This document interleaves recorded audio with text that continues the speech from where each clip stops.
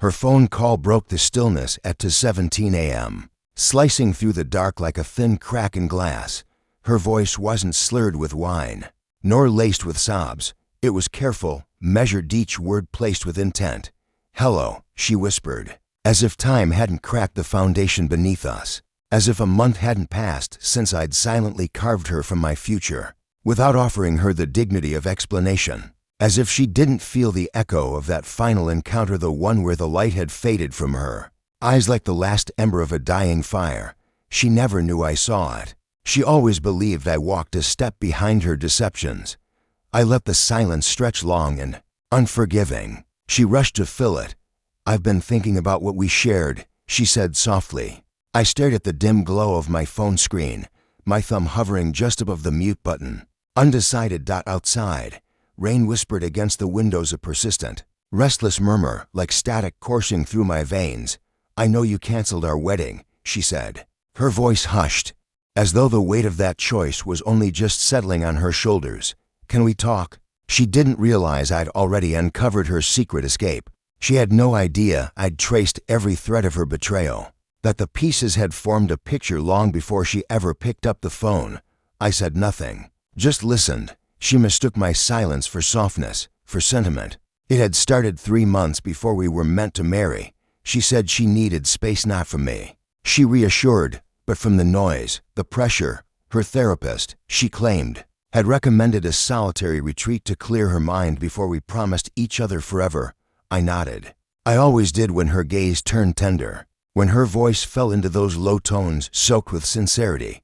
But the night before she left, I saw it. A single message flash across her screen, a glimpse, nothing more. "Can't wait to wrap my arms around you. I've missed you." No name, just a lone initial still. I didn't confront her. I didn't falter. Doubt doesn't scream when it arrives. It settles in slowly, a heavy hush that wraps itself around your ribs and waits. She smiled as she left for the airport, but her hands gripped her luggage too tightly. Fingers tense, knuckles pale. Guilt always surfaces in the body before it's spoken aloud. 2 days later, she posted a photo online, an ocean stretched out like a sigh, a wine glass catching the golden hush of sunset, and just beyond the edge of the frame another glass, barely there, but unmistakably not hers. The caption read, "Finding Solitude's Peace." It was a lie, masterful and smooth, elegant in its deceit. I almost admired its craftsmanship, but instead of breaking the illusion, I went deeper. The hotel in her photo, a luxurious resort in Santorini, gave me a starting point. A few quiet favors, a discreet contact in the hospitality world, and I had access to the guest registry. His name was Connor, her former lover, the one who walked away 4 years ago when she said she wasn't ready for forever. It seemed now she was. I paid for access to Connor's travel logs. He'd arrived 2 days before her, left a day after, shared her suite. I gathered the evidence, receipts, confirmation emails, records, every detail filed and preserved. When she returned, her skin glowed with a new warmth, sunlight pressed into her pores. Her hair was lighter, shoulders looser. There were freckles where none had been. Her laughter rang too brightly, her kisses landed too heavy, as though she believed pressing harder might erase what she'd done. I let her believe I hadn't seen. I welcomed her home with open arms. I played the part. I listened as she bent the truth into delicate, breakable shapes. I nodded at her stories. I kissed her forehead. I picked up her wedding gown from the seamstress with practiced joy. But beneath every smile, I was sharpening a blade made of silence. Then came the voicemail. A slip, barely 2 seconds. His voice, low and amused. "Still think he's in the dark." Click. 2 weeks before the wedding, I left an envelope on the kitchen counter. Inside, printed photographs, flight records, confirmation emails, the voicemail, transcribed with clean finality. No note, no dramatic flourish, just the truth, laid bare. She came home humming, relaxed, until she saw it. I stood beyond the hallway, watching her reflection in the mirror as she opened it. Her knees bent not in some dramatic collapse, but slowly, as if her body was finally acknowledging what her mouth could not.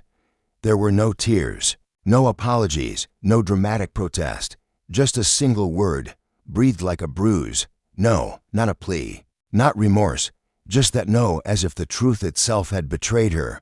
I stepped into the room, grabbed my keys. Her eyes met mine frantic, searching for purchase in a world she'd tilted out of orbit. I asked only one question. Why? Her lips parted, but no answer came, only silence. I nodded, walked away. 3 days later, the wedding venue was canceled. I said nothing to her family.